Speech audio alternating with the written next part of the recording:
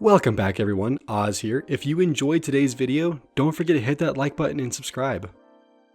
And today we're taking a look at r/entitled parents. Entitled parent tries to take my baseball jersey from me because it has her kid's favorite number on it.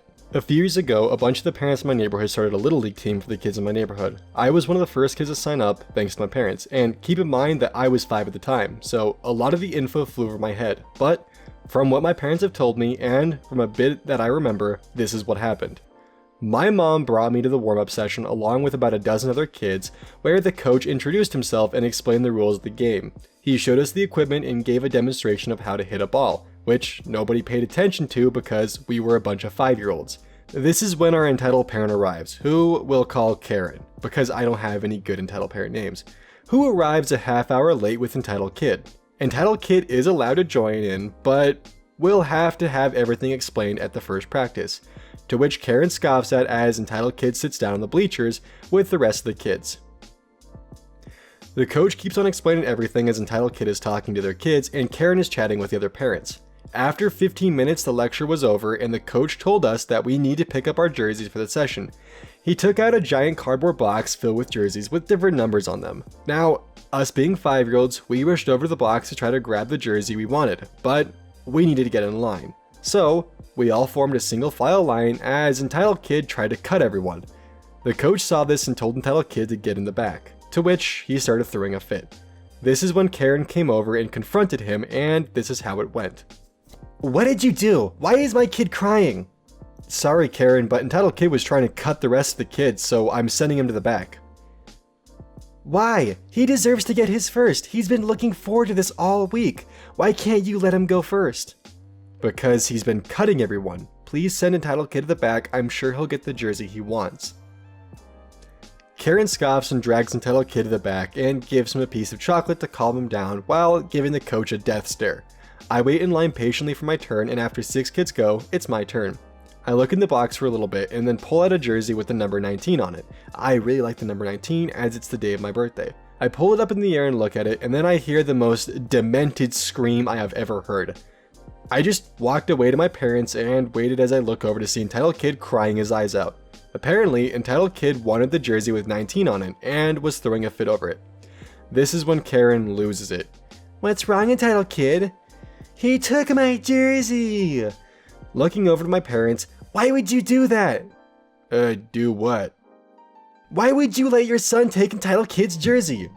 "It's not your son's. OP just picked out the jersey he wanted. Your kid isn't entitled to it." "Yes he is. My son deserves that jersey. He's been waiting in line patiently for it and has been telling me about getting it all week. Give me his jersey." Now, something you should know about my dad is that he is a cop, and is one of those people you don't want to mess with unless you want your face punched in. "I'm not going to give you his jersey. He picked it out fairly and it's unfair for your kid to be entitled like this." "He deserves it. Your son is a spoiled brat who stole my son's jersey, so stop claiming it as his. It is clearly my son's." "Really? Because I don't see a label on it." "Hang on, give me that jersey, OP." I hand it to him. "Nope. There is no sign that you or your son signed it." Karen, who is fuming, charges at him and grabs a jersey from his hands and is immediately tackled by the coach. Entitled kid is still crying my mom had pulled me away from the conflict. The coach tells someone to call the cops. Karen is screaming at my dad and shouts things like, "I swear I will end you, you shit," and who could forget, "I'll call the cops on you, you'll be arrested for harassment." My dad just laughs, takes out a spare pair of handcuffs from his car and ties her up. A few bystanders had called the police, who arrived after 10 minutes. My mom had already taken me home, so this is all stuff my dad told me. While Karen was being arrested and entitled kid was looking to the cop car as well, she was screaming obscenities at my dad and told him that he'd be hearing from her lawyers. We never did. From what I heard, Karen was charged for resisting arrest, assault, and attempted theft. I laughed when I heard that one. I don't know if she was fined or spent time behind bars, but I do know that she is out of my hair as she moved 8 years ago, and I couldn't be happier. I think what really got me in this story was the fact that she gave her child chocolate in the line. That kind of just shows the mentality the child has, that complaining gets him rewarded, and that just grows and festers a new spawn in the world that's malignant and a tumor in society. Ugh. Father thinks he has a right to choose his children's studies. First of all, my father is an asshole. Full of himself, cheater, liar, and so on. He even used to be violent. He covers it up by being a good dad, respectable college teacher, vegetarian Christian, you know the deal. My father always took pride in his children's intelligence. Apparently, we all got high potential, so he loves to brag about us. How we're so good at school, so clever that it's thanks to his own intelligence, since genetics often play. Joke's on him, it seems to come from our mother. This explains why he had such high expectations for our careers. Now, the story. When I got into my last year of high school, I decided I wanted to become a 3D animator, which means artistic studies in his mind. He did not like it, not at all. He was so sure I was going to study science. I love astronomy, chemistry, so he tried to make me change my mind, implying it would be a waste of my potential. I saw it coming like an elephant in a corridor. I told him I was certain about my choice.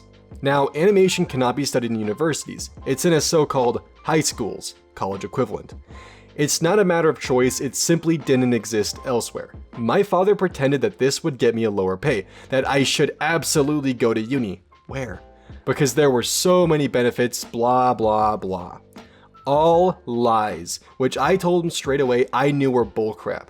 He saw he wouldn't get into my head like that, so he stopped, but still insisted I visit the electronic engineering section at university.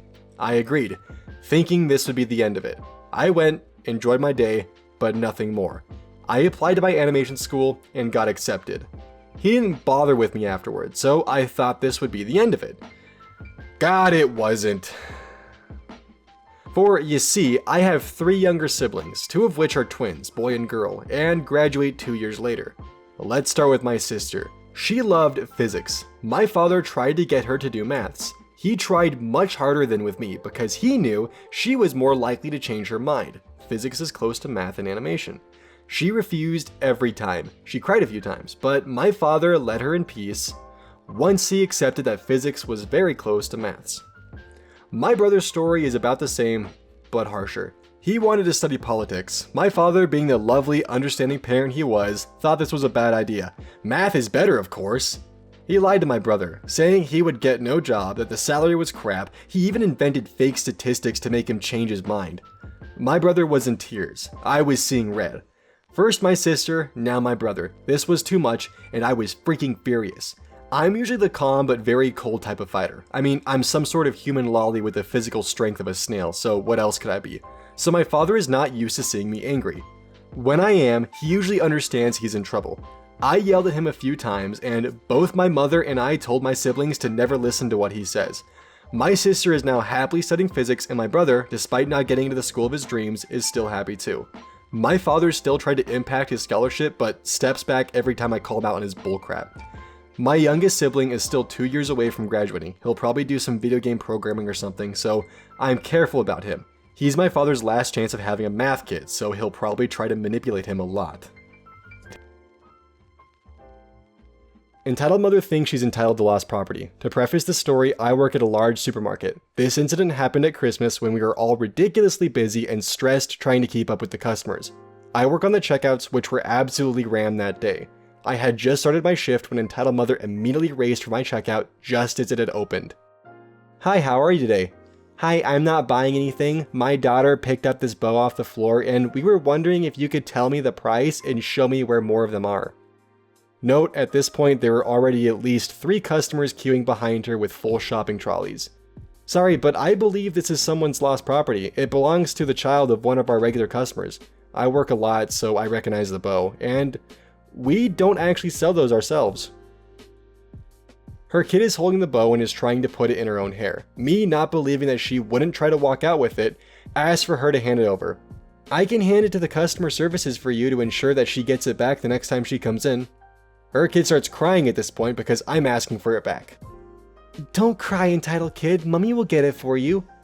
Could you possibly call a manager? Surely they won't mind if we take this small thing just this one time. Sure, no problem. A manager was literally just walking past at that point, so I called him over. Hi, is everything okay, OP? Hello, we found one of your items and your employee won't sell it to us. Manager looks at me weirdly because he also recognizes it and knows we don't sell it either. Right, can I take a look at this item and I'll see if I can get you a price for it? Lovely, entitled kid, give it to the nice man. He'll make sure you get it. Thinking they've got their way, they hand over the bow to my manager, and the entitled mother has this nasty smirk on her face as she looks at me while her daughter is handing it over. Oh, right, now that I get a closer look, I've just realized we don't actually sell these, and I also believe that it belongs to one of our regular customers' children. So unfortunately, I can't let you have this item as it's lost property. I'm going to put this someplace safe for them for when they next come in. Sorry about that. Manager walks away with the bow while entitled kid bursts into tears and starts screaming bloody murder. Entitled mother gives me an absolute death glare. Was there anything else I could help you with today?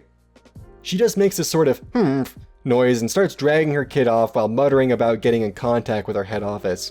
The customers in the queue were all trying not to laugh at her as she walked off. I love working in retail. What do you mean you won't let me walk off of someone's property? r/entitled villager. Your dog looks like it's been starved. You should be arrested and banned from the vet. So this happened to me pretty recently when we were getting our new boxer, Loki, pronounce it like Loki from the Marvel series. His first shots. My family had taken him from a family, in my opinion, that was bad for Loki. I'm not going to put more emphasis into that because I made the cousin that lived there an account on Reddit. Now, to the actual story. I was going with my dad to get Loki's shots, and when we got there, I heard dogs barking the second I walked in there. Mostly because of dog instincts. There were huskies, they were amazing, German shepherds, and even more boxers. One that looked almost identical to Loki. I remember petting him and saying, "That's what you look like when you'll grow up." Like a 4-year-old. Entering the entitled parent, EP, and her little crap, Elsie. Walking in with a decent looking Labrador. Beige colored fur, it looked average size. Elsie was maybe 8 or 9, at most 10. She walked up to the front desk and filled out some stuff while Elsie came over to look at the dogs. It felt like every single person was asked if he could pet their dog. They did, like rightful people. And then he comes up to me. This is how it went. "Hi, can I pet your dog? I'm really sorry, but please." He said no, so it's a no. Elsie huffs and stomps to his mom and tugs on her shirt. He told her something, and after he finished, she gave me a literal death glare. If looks could kill, I'd be shot in the forehead by her. Elsie grins as entitled parent marches over to me and my dad. Ensuing the following conversation. "Why did you say no to my child?" Numerous reasons." "Excuse me?" Said in I shouldn't have said that tone. "Well, Loki's a little riled up right now." "That's an idiotic name for your dog. I bet you don't even care enough to get creative with names." Entitled parent looks down and she gets this horrified look in her eyes. You remember how I said he was raised improperly? Well, not feeding him leads him to having his ribs showing through his skin. "Do you even feed him, you idiots?" By now, everyone is watching, and some of the vets have come out. "He was owned by a previous Entitled parent slaps my dad in the face. "Alright, how about you mind your own business with your own dog and leave us alone? Don't tell me what to do, pisshead." "Is there security or something?" Veterinarian calls the police, and they ask what the problem is. As soon as I say the word, "well," I hear screaming from the other side of the vet. I hear stuff like, "He did it! He starved his dog! Have him arrested and banned from the vet!" I tell them the real story, and we both meet. She had this evil grin on her face. PO is a police officer. "So we found out what has happened." "Are you going to arrest him?" "Actually, no. We're going to have you escorted out of here." Entitled parent's smile faded so quickly, I felt like I could laugh. "What? This is stupid! You are the..." You get the idea from there. Elsie was escorted as well. She shot narcissistic and gender-related insults about my family. Blah, blah, blah, casual entitled parent stuff. Things to clear up. Yes, we fed him. No, we don't treat him badly. As I was typing this, he was laying in my lap. Yes, I will send a picture of him. Here's the picture you've been pinging me about for the past hour or so. No, entitled parent was not arrested, I don't think. But anyways, that's it. Adios. "But the dog had to have been mistreated because it looked like that." Here's a funny fact. If a dog is in the vet and it looks like it's sick, the owners care about it. What a shocking idea. Thank you all for watching. If you enjoyed this video, please consider subscribing. And if you want to see more Entitled Parents content, then click on the playlist below or on the end screen card here. But if you want to see my Ask Reddit or other content, then check out the other end screen cards. And as always, thank you for watching, and I'll see you next time.